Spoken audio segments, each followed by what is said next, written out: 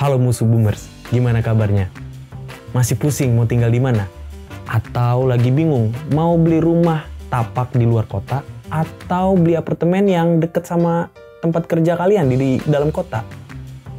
Atau sebenarnya lagi bingung mau ngontrak rumah seumur hidup atau beli rumah KPR 20 tahun? Sama, gue juga lagi bingung. Nggak bingung doang sih, duitnya nggak ada juga. Soalnya gue kepikiran sih untuk beli rumah segala macem gitu kan. Ya lagi berusaha nabung untuk DP rumahnya. Tapi setelah ngelewatin ini semua, gue tuh ternyata untuk memilih rumah itu, untuk beli rumah itu cocok-cocokan. Mulai dari akses rumahnya, kayak akses wilayahnya seperti apa, fisik bangunannya, luas bangunan, tanah, segala macem deh, termasuk uangnya. Kalian mampu di mana gitu.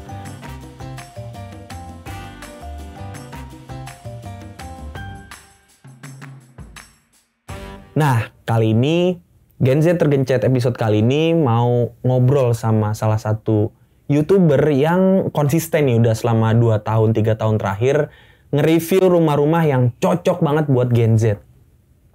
Ya nggak Gen Z doang sih, milenial lah yang untuk menyesuaikan lo punya budget berapa, terus kira-kira dapat rumahnya di mana gitu. Ya udah, kita sambut aja langsung YouTuber review-in, namanya Tiara. Iya. Gimana Mbak Tiara? Apa kabar? Alhamdulillah baik. Lancar YouTube ya? Alhamdulillah lancar. Terakhir nge-review rumah di mana Mbak? Terakhir rumahnya di Depok, tapi itu masih progress editing. Oh, oke. Gitu. Boleh dijelasin sedikit nggak Mbak Tiara? Review-in tuh mulai dari kapan, terus kenapa bikin review-in ini tuh, keresahannya apa gitu, terus apa tujuannya gitu?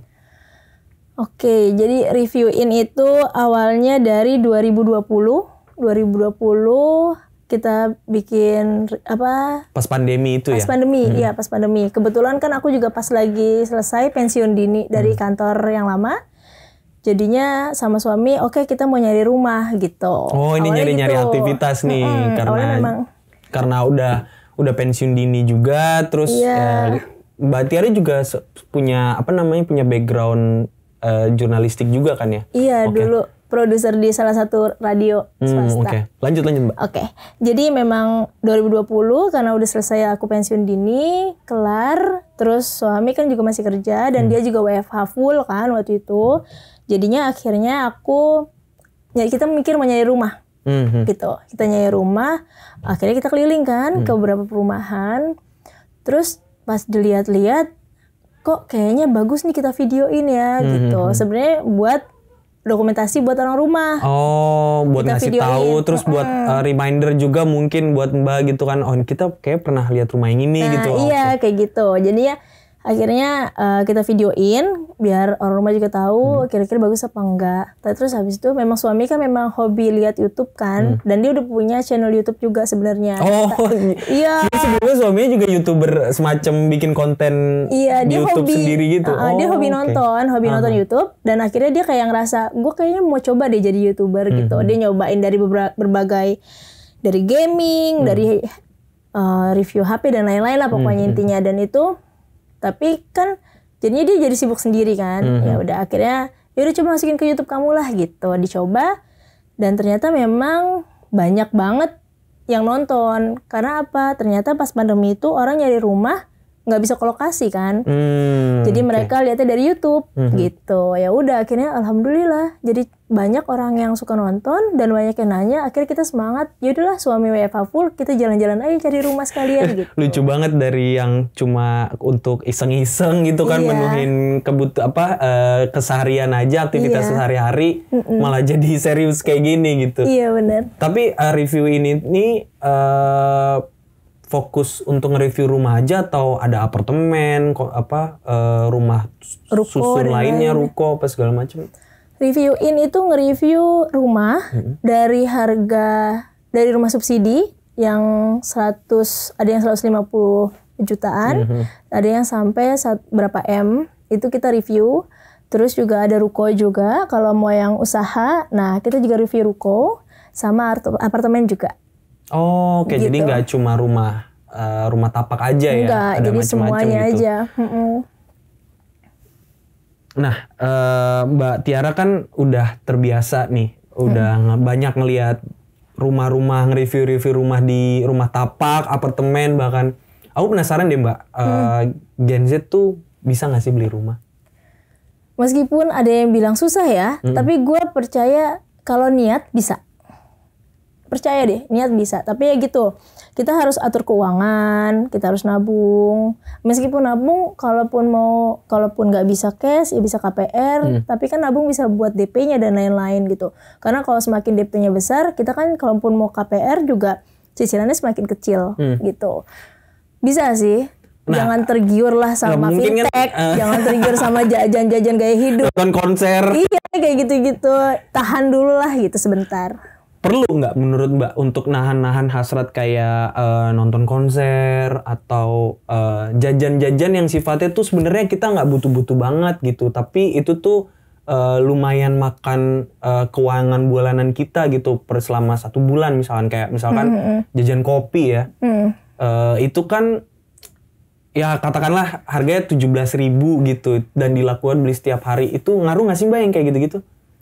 Untuk nahan, misalnya kita alihkan buat ke tabungan KPR gitu. Sebenarnya sih nggak terlalu ngaruh kali ya kalau menurut gue ya.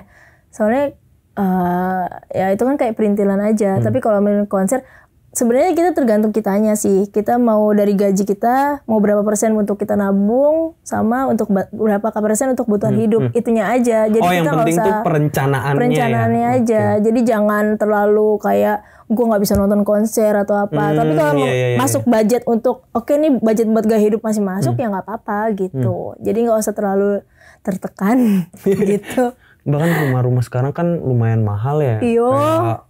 Kayak aku suka ngeliat rumah tipe 36 yang udah di daerah Bogor, Depok gitu-gitu aja udah nyentuh angka 500-an juta gitu kan. Nah kita ini mungkin gambaran Mbak, karena Mbak juga pernah kerja kan, pasti tahu dong gaji-gaji Gen Z tuh pasti bisa nebak-nebak lah gitu kan. Tahu ya sekitar situ. Sekitar segitu gitu kan. Untuk Gen Z tuh bisa afford rumah tipe apa dan berapa? Atau di daerah mana deh gitu, kira-kira? Ya pokoknya Mungkin nggak ya? Apakah mungkin di Menteng gitu kan? Nggak mungkin dong. berat ya. Berat kan? Iya sih. Ini kita realistis aja kan. Kalau UMR itu sebenarnya agak berat kalau untuk masih di wilayah Jakarta, apalagi Jakarta. Sekarang Jakarta tuh udah mahal banget. Tanah 30 aja itu udah bisa 800 jutaan. 30 meter, masuk motor gitu, bisa 800 jutaan. Ini rumahnya tipe 36 itu? Iya enggak, yang tanahnya cuma 30 meter. Yang buat carport aja? Yang petakan gitu aja, itu juga udah mahal banget sekarang. Udah 500 jutaan dan lain-lain, itu yang di Jakarta. Ini Jakartanya means beneran Jakarta yang udah enggak yang Jakarta. kota banget, tapi yang rumah second lah.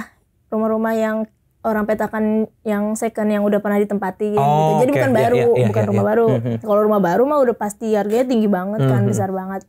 Pinggirannya juga udah kayak misalkan di Pamulang itu udah di atas 500 jutaan. Yang 60 meter. Ya pokoknya kalau UMR sebenarnya memang agak minggir lagi ke sana gitu. Tapi gitu, terkadang tuh ada orang yang lebih mementingkan gengsi kan. Jauh nih, di sini jauh, gue nggak mau mahal, apa namanya, di sana murah tapi jauh gitu. Kita kalau ini kita harus tahu kebutuhan kita mau apa. Kita mau beli rumah, oke. Kalau kita mau deket sama tempat kerjaan, kalau tidak punya uangnya tidak cukup, ya mungkin kita bisa mikirnya kayak jalan ke sananya deh. Angkutan umumnya gampang, keretanya gampang. Kita pikir ke situ juga gitu. Tapi kalau lu pengen punya rumah, ya kita harus mikirin juga tentang ini nih prospek kedepannya kayak gimana. Itu walaupun jauh, kalian jangan terlalu berpikir kayak jauh banget nih. Iya mungkin iya sekarang jauh gitu. Coba mikirnya tentang sekarang di Depok. Zaman dulu ya, mikir Depok gitu aja udah kayak ya Allah jauh banget Depok gitu kan. Iya. Kan? Terus padahal Depok sekarang udah aksesibel banget gitu. Banget, ada tol, ada kereta gitu kan. Iya. Terus juga dulu mikirnya dulu ke rumah saudara gitu di daerah Serpong. Ya ampun gue harus naik angkot sampai 4 kali dulu gitu kan. Udah kayak daerah Jimbuang anak gitu. Jujur emang ngomong kayak gitu kan. Kita jalannya kecil-kecil terus habis itu masih banyak lewatin sawah, tanah kosong bener, gitu kan. kayak gitu yang gelap gitu kan. Terus naik angkot harus berapa kali kalau dari Jakarta dari Gandaria gitu. Nah itu tuh yang mikirnya kan orang jangan pikir ke situ jangan mikir jauhnya tapi prospek ke depannya gimana. Kita lihat Serpong sekarang udah mewah banget gitu kan. Depok juga udah nggak ada yang harga murah di sana gitu. Jadi memang sekarang udah agak lebih ke pinggir tapi nanti aksesnya pasti lebih mudah gitu. Mau ada tol, naik kereta dan lain-lain gitu. Punya hitung-hitungan nggak Mbak? Kira-kira untuk nyicil rumah Gen Z tuh harus menyisihkan uang berapa gitu selama sebulan? Duh, kalau hitung-hitungannya ya. Nyicil DP-nya dulu deh. Nyicil perintilan DP misalkan kayak kan sebelum akad kan ada perintilan biaya gitu kayak untuk nyewa advokat notaris gitu-gitu kan. Kita secara umum aja untuk gambaran rumah subsidi ya. Rumah subsidi itu harganya kalau sekarang kayaknya udah mulai naik jadi 178 juta. Tahun lalu masih 168 jutaan. DP-nya itu buat aku lebih ke ngebayangin aja berapa perkiraan untuk dibutuhkan pengeluarannya aja dulu ya. Kalau per bulannya untuk anak Gen Z pasti nanti mereka bayangin sendiri lah gimana mereka bisa ngatur keuangannya. Itu ngikut lah gitu. Untuk yang rumah subsidi aja itu kebanyakan itu masih ada DP terus juga biaya KPR kita masih nanggung sekitar 20 jutaan. Jadi untuk dana awal itu kita 20 jutaan itu biasanya ya kita pas mau akad kita udah bayar lunasin. Tapi setelah itu pas selesai akad kalau rumah subsidi sebulan itu sekitar 1,3 jutaan. Itu cicilannya ya? Itu dengan harga rumah 178 juta, 168 jutaan. 168 jutaan itu udah setiap cicilannya 1,3 juta. Itu sekitar 15 tahunan kalau nggak salah. Dengan DP sama KPR dan lain-lain itu sekitar 20 jutaan. Ya berarti kalau udah harga rumah yang udah 200 jutaan ke atas, ya bisa cicilannya lebih dari 2 jutaan. Oke. Gitu. Cicilan 2 juta kalau beli rumah KPR dengan harga 178 juta tadi ya. 1 jutaan lah kalau yang 178. 1 jutaan lah ya. Nah, aku pengen nanya nih Mbak. Ini jadi jadi pertimbanganku juga gitu. Mendingan kita ngontrak seumur hidup. Kan mirip harganya. Misalkan kayak rumah petak, 3 petak deh, atau rumah yang mungkin tipe 36 juga yang bangunannya tuh 70 meter persegi kan masih ada tuh yang 2 juta, 2,5 juta gitu kan. KPR rumah selama 20 sampai 25 tahun atau beli apartemen. Kalau ini pilihan dulu ya. Sebenarnya sejujurnya ya lebih mendingan antara beli apartemen sama beli rumah atau ngontrak. Kalau mau gini kita lihat dulu berapa uang kita gitu. Kalau sesuai kebutuhan ya gampang lah kita tinggal beli apa aja. Mendingan beli rumah gitu kalau aku ya. Tapi kalau uangnya memang sesuai dengan harga ngontrak, aku lebih suka sih beli rumah. Kenapa? Karena kalau beli rumah itu sebenarnya kalau beli apartemen itu pilihan kedua. Kalau kita udah beli rumah, kalau menurut gue ya, kalau udah beli rumah, bolehlah selanjutnya beli apartemen. Tapi untuk pembeli pertama, mendingan beli rumah gitu. Karena apartemen memang sih sebenarnya orang tuh nyarinya akses kan, deket, harganya juga tengah kota gitu. Tapi kan memang kita butuh biaya juga. Biaya bulanan di sananya gimana, airnya, listriknya dan teman-temannya itu kan yang mahal kan. Itu biaya maintenance-nya itu tuh kalau apartemen ada sebulan ada air, ada uang gedung, kayak lift, kebersihan, aduh banyak banget deh perintilannya gitu kan. Iya gitu. Aku sempet ngerasain sih yang kayak gitu-gitu tuh. Iya kan kayak lumayan, gitu kan. Aduh ini worth it gak sih kalau punya apartemen gitu kan. Iya makanya kalau gue sih lebih enaknya beli rumah, walaupun jauh.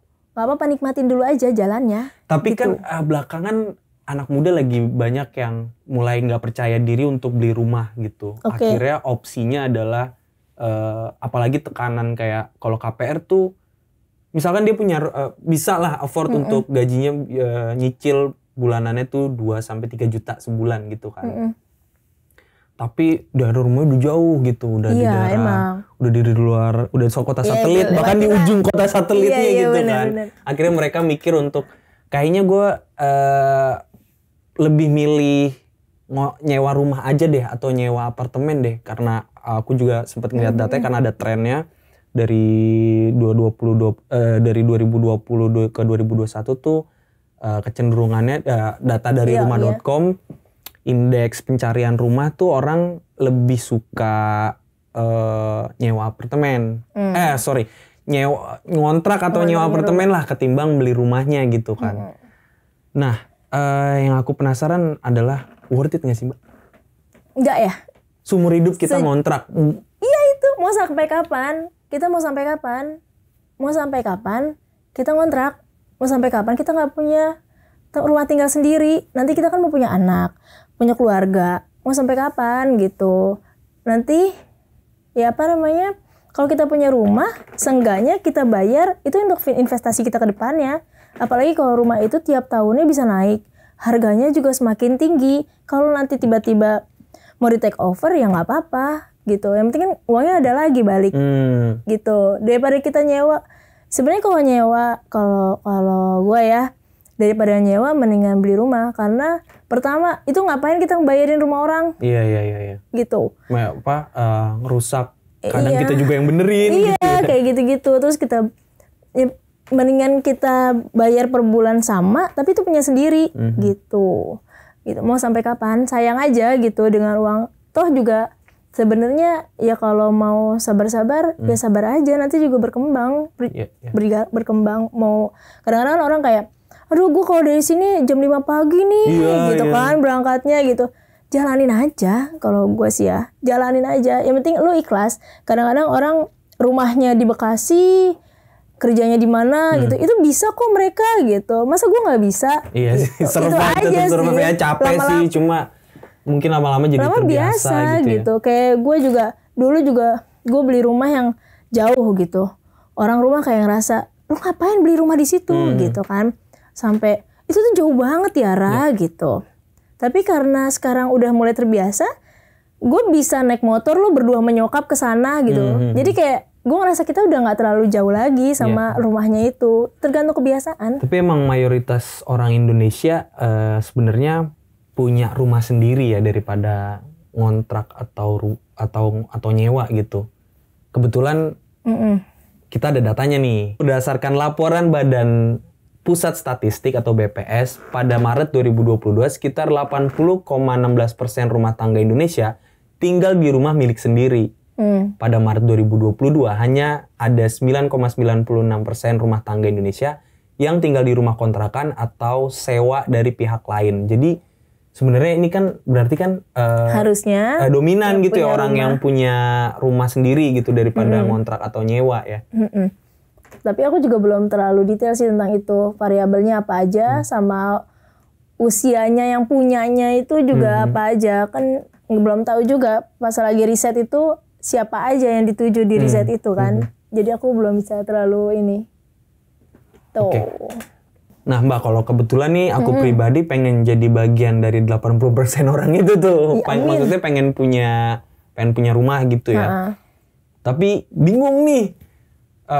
Kita tuh, aku sebagai pembeli rumah pertama, apa aja sih yang harus diperhatiin Mbak? Karena kadang tuh melihat rumah oke nih bagus gitu kan, akses lumayan aksesibel lah gitu, tapi tetangganya nggak enak gitu kan, atau mungkin tetangganya enak tapi rumahnya di ujung berung gitu, jauh banget gitu, atau bahkan sebenarnya rumahnya bagus, lingkungannya bagus, tapi ternyata nggak aksesibel atau gimana. Kalau Mbak tuh punya kriteria atau seperti apa gitu?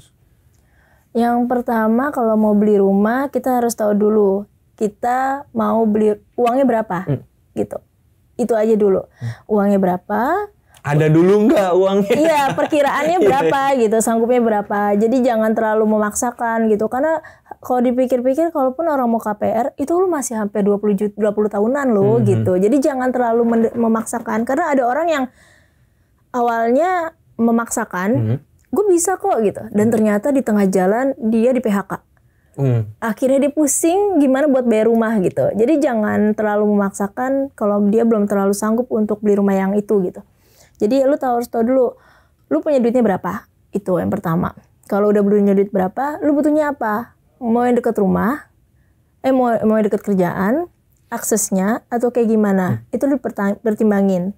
Kalaupun harus maksa banget uangnya memang minim, yang agak jauhan gitu kan. Tapi itu juga harus dilihat juga developernya. Jadi kalau udah ada serak nih, ini udah tahu nih lu mau beli rumah yang ini gitu. Harus dilihat juga developernya. Ini yakin gak nih sama dia nih? Karena apa? Karena ada juga kita menemukan kayak rumah mangkrak. Pernah. Jadi gue pernah review rumah. Terus habis itu ternyata udah tayang nih. Komplain penonton.